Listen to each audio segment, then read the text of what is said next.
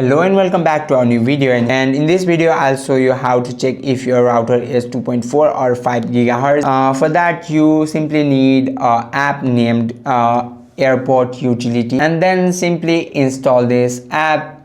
This is that app, and what you need to do is, after installing, go on your setting app, then scroll down to find Airport Utility and tap on that and toggle on Wi-Fi scanner. That is usually toggled off. To run the scan, open the Airport Utility app and tap on Wi-Fi scan in the top right corner.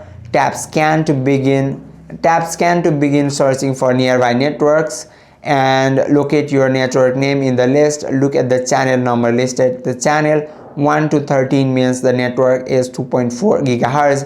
The channel 36 or higher means the network is 5 gigahertz. And that is how you can check your router, and that is how you can check if your router is 2.4 or 5 gigahertz. I hope this video helped you out. If you have any questions or queries, just let us know in the comment section. Thank you for watching.